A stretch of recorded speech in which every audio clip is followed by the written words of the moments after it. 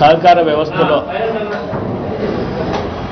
భారతదేశ చరిత్రలో ఎన్నడూ లేని విధంగా అధికార దుర్వినియోగంతో ఒక సెంట్రల్ బ్యాంక్ చైర్మన్ను 2 సంవత్సరాల తర్వాత అదే సొసైటీలోని డైరెక్టర్లతో రాజీనామా చేసి ఆ చైర్మన్గా పదవీచ్యుతులు చేయడం, ఇకపోతే 2 డైరెక్టర్లను ఓటు హక్కు లేకుండా ఏదో కారణాలు చూపి వారిని డిస్క్వాలిఫై చేయడం, ఇంకా ఉన్న డైరెక్టర్ల మీద ఎంతో ఒత్తిడి పెంచి మీ మీద కేసులు బనాయించడం జరుగుతుంది, మీ సొసైటీల మీద కేసులు బనాయిస్తాము, ఎర్రచందనం కేసుల్లో మిమ్మల్ని ఇరికించడం జరుగుతుంది అని భయభ్రాంతులు చేసే విధంగా ఈరోజు వైఎస్ఆర్ జిల్లాలో పూర్తిగా ప్రజల అండదండలతో సెంట్రల్ బ్యాంక్ ఇక్కడ వైఎస్ఆర్ కాంగ్రెస్ పార్టీ కైవసం చేసుకుంటే ఆ రోజు నుంచి కూడా ఆ రోజు ఎన్నిక రోజు ఆ రోజు డీసీఓను కిడ్నాప్ చేయడం జరిగింది, ఎన్నిక వాయిదా వేయడం జరిగింది. ఆ డీసీఓను వారు కిడ్నాప్ చేస్తే ఆ కేసు ఇప్పుడు ఏమైంది? ఆ కేసు ఒక జిల్లా అధికారిని వారు కిడ్నాప్ చేసి ఎన్నికలు ఆగిపోతే ఇప్పటి వరకు కూడా ఆ కేసు ఏమైంది? ఆయన కిడ్నాప్ చేశారా, ఆయనే పారిపోయాడా, కనీసం ఈరోజు ప్రజలకు తెలియచెప్పే పరిస్థితులు లేవు.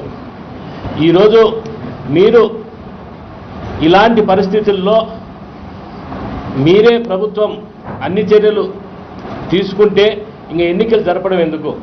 ఏదో మార్కెట్ యార్డ్ చైర్మన్లు ఉన్నారు, అదే మాదిరి సెంట్రల్ బ్యాంక్ చైర్మన్లు కానీ సింగిల్ విండో ప్రెసిడెంట్లు కానీ అదే మాదిరి మీరు నామినేట్ చేసుకుంటే కొంచెమన్నా గౌరవం మిగులుతుంది.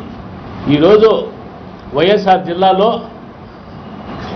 కనీసం ఈరోజు సింగిల్ విండో అధ్యక్షులపై ఎంతమంది మీద కేసులు బనాయించారు? కేవలం వైఎస్ఆర్ కాంగ్రెస్ పార్టీ అనుకూలమైన సొసైటీలపై కేసులు బనాయించి జైల్లో కూడా పెట్టడం జరిగింది. అదే అధికార పార్టీ తెలుగుదేశానికి సంబంధించిన సొసైటీల మీద స్థానిక శాసనసభ్యుడు కానీ పార్లమెంట్ సభ్యులు కానీ వారు లెటర్లు ఇచ్చి ఇక్కడ అక్రమాలు జరిగాయి, అవి మీరు ఎంక్వైరీ చేయండి అని జిల్లా కలెక్టర్ గారికి కావచ్చు, రాష్ట్ర ప్రభుత్వానికి కావచ్చు, వారు ఎన్ని లెటర్లు ఇచ్చినా కూడా కనీసం వారి సొసైటీపై కనీస విచారణ కూడా జరిపిన దాఖలాలు లేవు. ఇలాంటి పరిస్థితుల్లో ఈరోజు మా వైఎస్ఆర్ కాంగ్రెస్ పార్టీ సంబంధించిన 8 మంది డైరెక్టర్లు ఇక్కడే ఉన్నారు. ఈరోజు ఇక్కడంతా డైరెక్టర్లు ఉన్నా కూడా వారు తెలుగుదేశం పార్టీ నాయకులు ఈరోజు ఎన్నిక జరిపేదానికి ప్రయత్నాలు చేస్తున్నారు.